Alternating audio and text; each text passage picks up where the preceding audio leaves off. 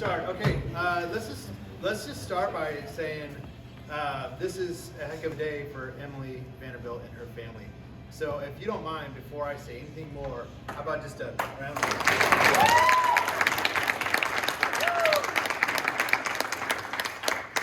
This is exciting. This is good stuff.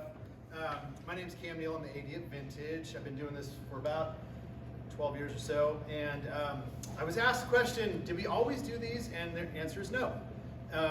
It's one of those things that I think when you do any job over the course of time, you just try to do something a little bit better than maybe it's done before. And I think one of the ways that I have tried to do the job better is by focusing on this type of event, because this is a really important thing. Watching an athlete who does wonderful things on the field of play for our school, combined with doing great things in the classroom, and you get to go to college and keep on doing both things. That's a pretty neat deal for a kid, a family, and for someone like me who just celebrates the accomplishments on the field as well as the classroom. So Emily does both really well. She's going off to Cal State Monterey-Bay.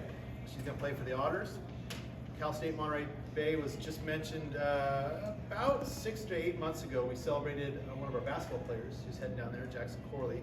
So I actually was able to pull up some of my notes from that signing celebration as well. It's a really neat school. It's great. It was established in 1994. The enrollment is about 6,500, so it's about twice the size, maybe 3 times the size of Vintage in terms of kids and people walking around. It is a public university. It's located in Seaside, California, and she is going to be playing for. Here's some information. Okay. Hey Siri. Oh, shoot, now my phone.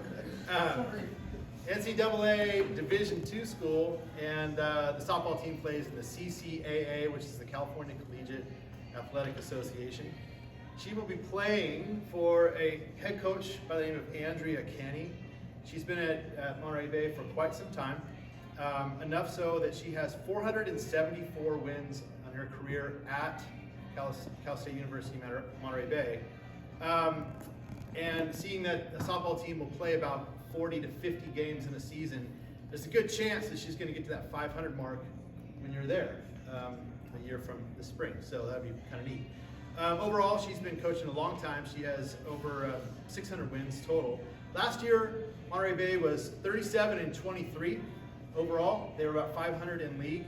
They made it all the way to the CCAA championship where they lost to Sonoma State. But they did qualify for the Western Regional, NCAA Western Regional. And when you get to that level, as we've seen so many times, just in playoffs in general, just everyone's good.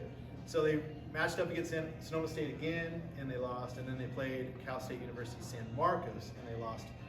When I started looking, though, there's the W's and the L's up and down the schedule.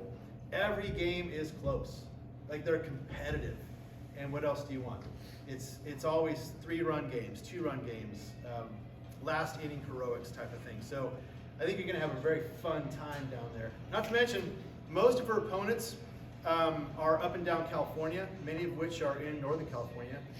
Cal State East Bay, which is maybe an hour down 680. Sonoma State, obviously. But it gives family and friends an opportunity to go watch you play. So that's going to be great as well.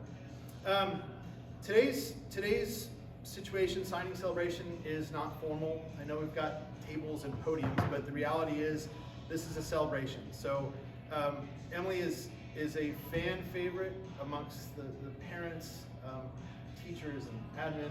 We admire you, but you're definitely a well-respected teammate. And I was having a conversation with some of the younger athletes at our school just the other day, actually yesterday, and I said to them, when your best players are your best teammates, teams have a shot at something special. And it's not a coincidence that our team was special last year because of players like Emily and some of the other ones, but for sure. But it's not going to surprise me this spring when we're once again are at the top of the standings, because our best player is also our best teammate. She's wonderful. I don't know how it happened with Gray. but I've known Gray and Therese for quite some time. I've known Andrew for quite some time. This is good people right here. And so this is a good day for me. It's a good day for our school, and most importantly, it's a good day for Emily. So we have a couple people that are going to say some things. We have coaches, maybe a teammate or two. No, thought I'd ask. Parents, Emily obviously, and then the afternoon finishes with Emily signing on the dotted line for the picture purposes, and then we'll take some pictures, and we got the Napa Valley Register here to do an interview as well as KFOS for Napa Valley Sports. So let's start with coaches. I'd like to introduce our head softball coach, which is Megan Lopez.